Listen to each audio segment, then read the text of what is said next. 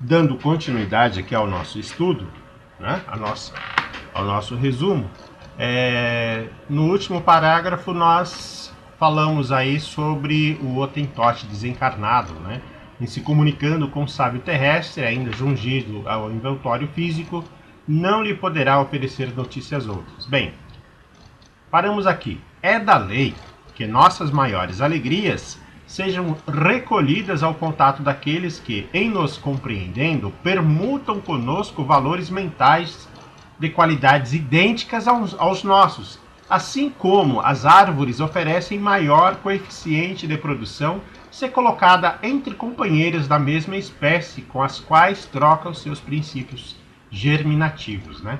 E é interessante essa passagem aqui, porque o meu pai, eu sou da região de Araçatuba, lá do interior de São Paulo, e lá era muito comum, né, as plantações de épocas sazonais, como milho, arroz, feijão, algodão. Os produtores, eles tinham um combinado, eles tinham um compromisso moral de não introduzir, na época do plantio, por exemplo, se fosse o milho, uma outra subespécie de milho. O que eles faziam? Eles faziam a melhor semente, né? Aquele que tinha o poder aquisitivo comprava a melhor semente e distribuía pelo menos 4 ou 5 ruas, né? A gente chama de talhões, daquele milho, para que aquela polinização, né, quando ocorresse pelo vento, né, ela seria levada para uma lavoura a outra e assim manteria a espécie, né, na sua harmonia, né? E era muito comum isso, né? A gente perceber que, por exemplo, lá, o milho híbrido, né, de uma boa linhagem, né, se a gente pode dizer assim, faz tempo que eu saí de lá e já perdi um pouco, eles mantinham esse padrão, né, a roça toda de milho de um, aí do lado direito tinha uma outra plantação de milho, e ali 5 ou 6 ruas, ou às vezes 10 ruas, né, dependendo da planície, eles faziam a mesma sementeira, ou seja, para que aquela lavoura não fosse prejudicada por uma qualidade inferior, né? E assim o André Luiz ele coloca aqui, né, que é da lei que as maiores alegrias sejam recolhidas ao contato daqueles daqueles que, em nos compreendendo, permutam conosco valores mentais de qualidades idênticas aos nossos, assim como é o nosso curso de médiuns, tá? Em mediunidade, portanto, não podemos olvidar o problema da sintonia.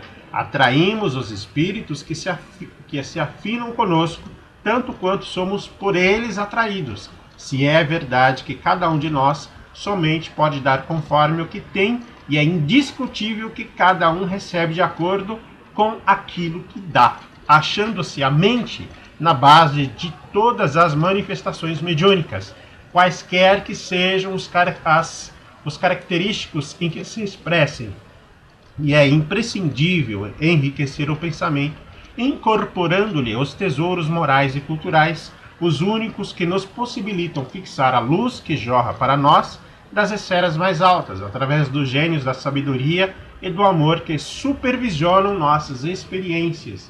Procederam acertadamente aqueles que compararam nosso mundo mental a um espelho. Refletimos as imagens que nos cercam e arremessamos na direção dos outros as imagens que criamos.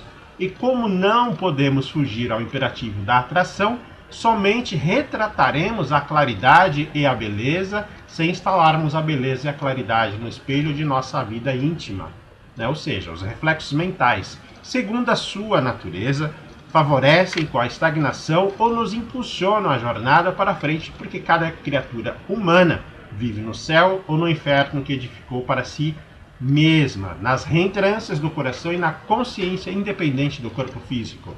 Porque observando a vida em sua essência de eternidade gloriosa, a morte vale apenas como transição entre dois tipos da mesma experiência, no hoje imperecível. Vemos a mediunidade em todos os tempos e em todos os lugares da massa humana. Missões santificantes e guerras destruidoras, tarefas nobres e obsessões pérfidas guardam origem nos reflexos da mente individual ou coletiva, combinados com as forças sublimadas ou degradantes dos pensamentos de que se nutrem. Saibamos, assim, cultivar a educação, aprimorando-nos cada dia. Médium somos todos nós, nas linhas de atividade em que nos situamos. A força psíquica nesse setor ou naquele teor de expressão é peculiar a todos os seres, mas não existe aperfeiçoamento mediúnico sem acrisolamento da individualidade, e é contraproducente intensificar a movimentação da energia sem disciplinar-lhe os impulsos.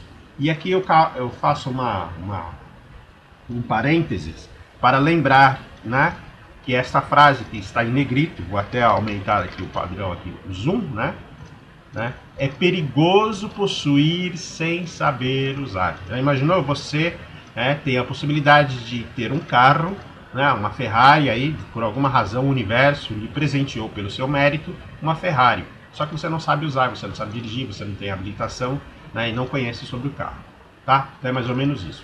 Né? O espelho sepultado na lama, né, essa analogia é linda, é fantástica, né?